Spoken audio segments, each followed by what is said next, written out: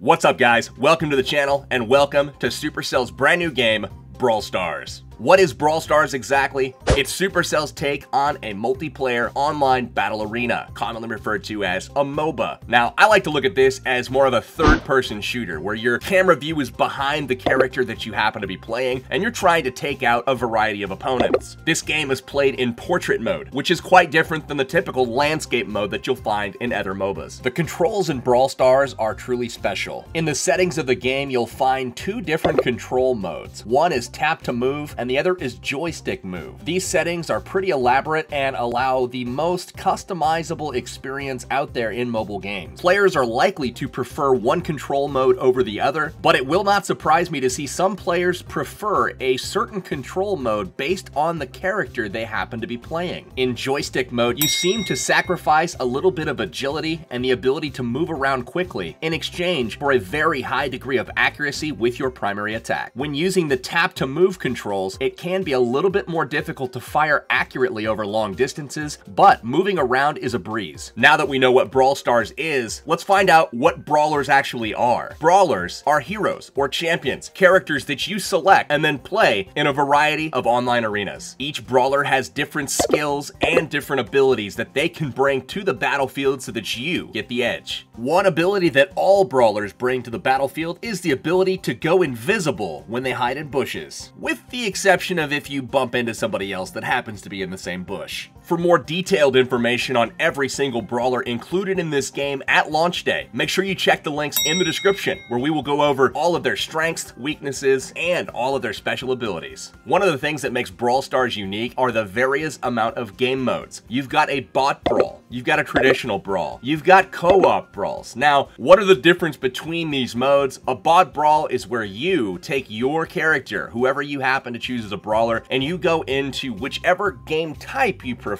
and you play against bots. The bots are actually pretty decent as well, so make sure you guys bring your A game, as you'll need it to defeat the computer AI. The Brawl mode is where you take your brawler up against other players. In real-time PvP, you'll battle it out in whichever game type you select. The co-op Brawl game mode is where you team up with your friends, and you guys go to battle against bots. Again, one thing about Brawl Stars is that bots aren't actually super terrible, nor do they seem like they're wall hacking. There's a fine line between too easy and too hard, and Brawl Stars falls somewhere in the middle with regards to their bot AI. In Brawl Stars, there's a variety of game types available as well. You can play a bounty mode, where you go in a free-for-all style team versus team. With each successive kill that you gain, you're able to add another star over your head. For each star that appears on top of your head, you are worth that many points to the enemy if they happen to take you out. So your most valuable players, you also want to make sure that you protect, as it's very likely that the enemies will start gunning for whoever is worth the most. Stars max out and you become most wanted when there are 7 stars above your head. The next game type, and one of my favorites, is smash and grab. A very original concept where a gem mine in the center of the arena spawns gems every 8 to 10 seconds or so. Every time a gem spawns on the battlefield, it'll be very close to neutral territory or the center of the map. Each team will try to hustle in and collect the gem, and then you will have control of that for your team. Be careful though, because if you die, all of your gems will spill out onto the battlefield at your place of death, and they are fair game for anyone to pick up. Whichever team is able to collect 10 gems and hold on to them for a period of 16 seconds at the end of the round will be declared the winner. There are a couple of caveats to this game mode though. If one team actually collects more gems than the other team while the countdown is active, a new countdown will start, and the team with the most gems will then have a countdown start in their favor. If a player holding gems for the winning team is taken out during a countdown and they spill onto the battlefield, the countdown will reset. This makes for some exciting back and forth action, super suspenseful, where you just don't know who the winner is going to be. Oftentimes, a game that is dominated entirely by one team can have one key death where all of the gems pour out onto the battlefield, the tide can turn, turn in the other team's favor. Be careful about having too few players collect the majority of the gems because they become high value targets for the enemy team. If you only have one player carrying all of your gems, it's very easy to gang up on that player, take him out, collect the gems, and restart any timer that has been set. Showdown is the next game mode, and it is Brawl Stars' version of free-for-all. You're on your own in this one. There's no teammates to rely on. It's 10 men in an arena all to themselves. Select your brawler, take him to the arena, and collect power-ups that you can get out of both TNT boxes as well as collecting them from other brawlers. With each power-up, your brawler will gain 100 hit points as well as 7% attack power, so obtaining and collecting these power-ups is crucial to your success. In order to tell how strong an opponent is, simply look above their head for the number that indicates how many power-ups they have. As expected, the last brawler standing in that particular showdown will be crowned the champion. But to throw in a wrinkle, to keep the game moving along at a good pace and to make it so that the brawlers can't avoid each other the whole time, there is gas that is introduced collapsing on the outside of the battle arena, and it will continue to move inward until only a small space is available to fight in. That gas will do damage over time, 250 hit points per tick of damage. That is going to hurt, so you can't hang out in the gas too long. You can enter it for a second in order to get out of harm's way or to pick up a power-up, but it's not a place where you want to stay too long, as you will be dead within a matter of seconds. As the gas closes into the center, oftentimes you'll see a very narrow circle around the center of the map where the final 1v1 battle will take place. The next mode that's available is Heist. This game type has 3 versus 3. You're on a team of 3 trying to either defend or open a safe that is guarded in one of the team's spawns. The team that is defending will have a safe with roughly 5,500 hit points that is in their spawn, and they are to defend it at all costs. Many obstacles are placed in the battlefield. One team that is attacking the safe will spawn on the far side of the map, and their job is to progress all the way through and do enough damage to that safe in order to open it before the timer expires. This game mode's pretty straightforward. If the timer expires and the safe is unopened, the defending team will be crowned the champions. If the attacking team is able to open the safe before the timer expires, they will win the battle. In its current state, you will only play offense or defense in Heist, and it appears to be random which side you're chosen for. These game types all rotate on a regular basis. They're available between 12 and 24 hours at a time, and after their timer expires, they will rotate in the next game type. There are 4 slots for each game type. Now, those 4 available slots can each have a different type of game involved in them, and they do rotate every 12 to 24 hours. There is a timer for each game type, and after that timer expires, the next one will be rotated in. Now, it does matter how many brawlers you have unlocked, as at 3 brawlers, you unlock the second slot, so you can access 2 different game types at once and advance quicker by earning more coins. At 5 brawlers, the 3rd game type is unlocked as well. 7 brawlers, the 4th slot is available. Again, remember, each slot can contain multiple game types, so it doesn't matter how many brawlers you have, you can play each of these game modes, but it does give you more opportunity to play the different game modes the more brawlers you have unlocked. Talking about unlocking brawlers, let's look at exactly how to get new brawlers in your arsenal. You get new brawlers by opening Brawl boxes. These Brawl boxes are obtained by either spending 100 coins, which are earned through gameplay, or you can purchase them with gems. Opening up a Brawl box does not guarantee that you're going to get a new brawler. You could get a duplicate brawler, which is then converted into chips. Chips are used to purchase brawlers that you do not currently have. In addition to brawlers out of Brawl boxes, you can also obtain Elixir. Depending on the rarity of the Brawl box, whether it's common, rare, epic, or legendary, you will get a certain amount of Elixir from them. For common Brawl boxes, you will get 1 Elixir. 2 Elixir comes out of rares, 5 from epic Brawl boxes, and you'll get 10 Elixir from legendary Brawl boxes. The Brawl boxes treat brawlers the exact same way. Commons spawn at a very high rate, while rares are a little bit less often. Epic brawlers are rarely seen, and legendaries, you have to get really lucky in order to obtain one. To level up the brawlers, all you have to do is participate in PvP battles. With each battle, your brawler levels up, and there are specific leaderboards tied to each brawler. You can look up who is the best El Primo in the world or in your particular region. In addition to leveling up each individual brawler, your account will also level up as well. Your account can level up based off of any activity that you're playing in the game, and by leveling up your account, specific and special avatars will be open for your account as you level up, and for each character or brawler that you unlock, you will be able to use their portrait as your avatar as well. Let's talk a little bit about trophies and currency so you guys understand how this game works a little bit better. First, let's talk trophies. Trophies are what you earn by participating with your brawler in any PvP game mode. Trophies are also what your band tracks in order to move up the leaderboards. A band is what a clan or guild is called in Brawl Stars. Coins are earned from participating in any game mode. You can get them by getting bonuses when you participate in the different game types, or you can get bonus coins by winning your first PvP battle of the day, or even winning the MVP of the round. In the shop, they have available a coin boost and also a coin doubler. This means that you get more coins, and also any coins that you do get in a particular game mode, they then double up to 1,000 coins. Elixir is up next. Elixir is the primary ingredient to all brawler upgrades. If you want to upgrade their health, their attack, or their super, make sure that you use Elixir to do so. Elixir can be found by opening brawl boxes that you're purchasing with coins or gems. What are chips? Chips are probably the most confusing of the in-game currencies. I think it's relatively genius though. Instead of getting another El Primo that is worthless to you, it is automatically turned in for chips. A common card will get 1 chip. A rare card gets 2 chips. An epic card gets 5 chips, and a legendary card is worth 10 chips. As you continue to open brawl boxes and collect more and more chips, you can then spend those chips on brawlers that you don't yet have unlocked. This is a great way to work your way up to those rares, epics, and legendaries that are not likely to appear when you open up a brawl box. And lastly, we have gems. Gems are obviously the in-game currency that you can purchase with real money in order to speed up your progress. One thing I very much like about Brawl Stars is the impact that gems have. You can actually get more accomplished with gems, and it's not dependent on thousands and thousands of dollars, unlike many other games that are out there. Even though you can progress your account quite far with gems in a very short amount of time and with far less real dollars, it still does not guarantee that you're going to trounce the opponent, even if they're at the lowest level. In Brawl Stars, it's very important to understand that if you have skill, you can still compete. A low-level, entry-level player, if they're really good, can easily take down a maxed-out opponent. Now that we have an understanding of trophies and coins and all the different currencies available in Brawl Stars, let's talk about the cooperative play and how you can work with your friends and guildmates in order to play in this game. Brawl Stars operates what's called a band. A band is what you're used to calling a clan or an alliance or a guild. A band is where you collect players, and you can have quite a few people online. It shows you how many people are online at the given time. You've got a custom chat room. You can see the trophies that your band has. You can look at the rankings that you have in the world, in your region. It's very similar to other Supercell games in that regard. Where this game goes above and beyond, in my opinion, and really sets itself apart is the game rooms. If you go to the main Brawl menu and click one of the game modes, you will see that you can click Create Game Room. This is where it says you can invite friends and play together. By opening up a game room, you are actually able to create your own 3v3 team in a very temporary environment. In this environment, you're able to partner with 3 other players. You can supply them with a room code to join, located in the top right of the screen. Once your teammates have joined you, simply tap your own portrait to change the character that you would like to play. If you'd like to communicate with those in your game room, simply click the blue 3-dot icon and you can start typing in a temporary chat room that only your game room can see. If you want to start a group and take 3 players into battle with you, but you don't have anybody in mind, simply click the Advertise in Your Band blue button at the top of the screen, and notice when you click that button, look at your band's chat room and you'll see that there is an advertisement there that lets people in your band know that you're looking for players for a team game. All they have to do is click the green join button and they will appear in your game room. At this point, everyone has their characters selected, they're ready to play. You can click the Practice Against Bots button if you want to play against bots, or if you leave that button unchecked, you'll play against real-life opponents. Once everyone has signified that they are ready by clicking the green I'm ready button, it will take you guys to matchmaking where you'll find an opponent. That's going to wrap up our introduction to Brawl Stars. Brawl Stars is available right now in the Canadian App Store. If you'd like to play it during the soft launch process, make sure that your iTunes account has a Canadian address and you're able to download it today and start playing. If you'd like to learn how to download the app and you're not located in Canada, links on how to do that are in the description below. Thanks so much for watching this high-level guide on Supercell's new game, Brawl Stars. For much more Brawl Stars content, guides, gameplays, and collaborations, make sure you click the subscribe button. There's more to come. We'll see you guys in the next video.